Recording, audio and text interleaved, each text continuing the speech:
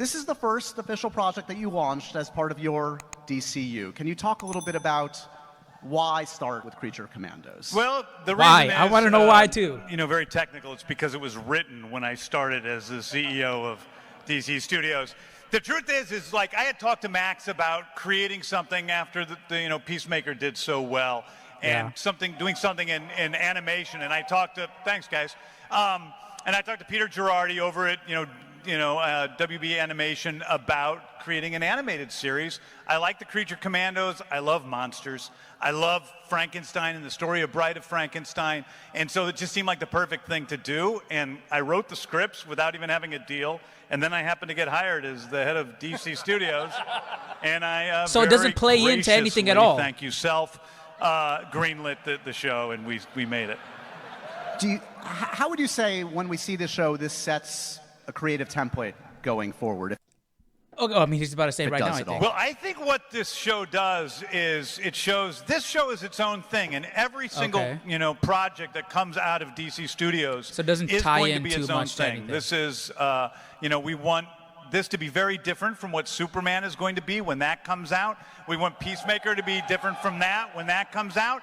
But also, those are just the things I'm doing. Right now, Anna and Craig are dealing with Supergirl, and it's just going tremendously well.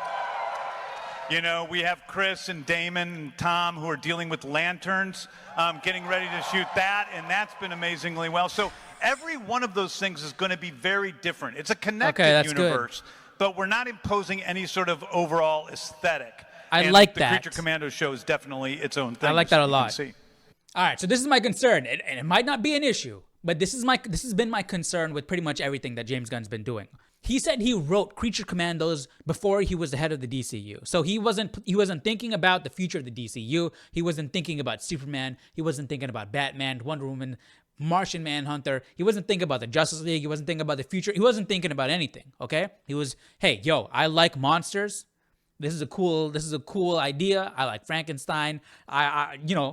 Team up stuff, that's my wheelhouse. Quirky, weird, unknown characters, that's my wheelhouse. I can do whatever I want with them. I can take liberties with these characters because people don't know them that well, So this is gonna be awesome. I can be really creative here. That's all cool.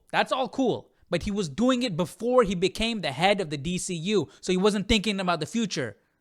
Were there changes that were made to the script after he became head of the DCU? I don't know. It seems like this was just something that he wanted to do, and he's doing it. But what are the ramifications of those decisions? What are the ramifications of these characters existing in the DCU? The Authority, Creature Commandos, the Justice League, the Justice Society, all these people, like all these teams, that whole corporate structure of the superheroes. How are all these things going to be balanced? Are we thinking about that? I mean, that's the role of the head of the DCU. But that's my concern. I feel like it's way too much, way too early. We don't need Crypto and Superman 1. We don't need Creature Commandos. We don't need the Authority. We don't need Mr. Terrific and Hawkgirl and Guy Gardner, unless Hawkgirl is going to be part of the Justice League. I hope she is, dude. That'd be cool. If they go with the Justice League animated series team, I think that's awesome. I think the dynamic of people in that team played very well with each other. I think that team is more balanced than the OG7 in my opinion. But that's my concern, dude. James Gunn likes quirky. He likes being different. He has said on multiple occasions he wants to highlight the director's unique vision for the characters. I don't know about you. I don't want that. That's the opposite of what I want. That's what we got with the DCEU. We got Zack Snyder's Justice League. I don't want Zack Snyder's Justice League. I don't want James Gunn's Justice League. I want the Justice League.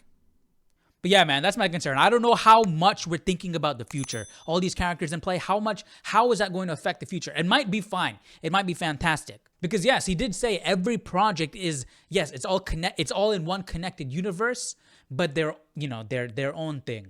So maybe I'm taking it too seriously and it's not a big deal. I really hope that's the case, dude. I really hope that's the case because then it could be like, hey, that's that project, that's that project, that's that project, that's that project. We're going to do a cameo when we do a cameo. Don't worry about it. Like you had Static Shock, you had Justice League, you had Batman, you had Superman, they had their own solo stuff. And then, when they do a crossover, the crossover is awesome. And you don't really need a question. Like, who cares? Yeah, Static Shock is facing this incredible, hurdle, right? And why is Superman not showing up? because you're watching Static Shock. Don't worry about it, you know? I'm fine with that. I'm totally fine with that. And if that's the approach James Gunn's taken, I'm totally fine with that. I just hope our priorities are right and we're not front-loading this DCU too much with way too many characters right now. Those are my concerns. But let me know your thoughts down below in the comment section. What do you guys think? And I'll see you all in the next video. Take care. Bye-bye.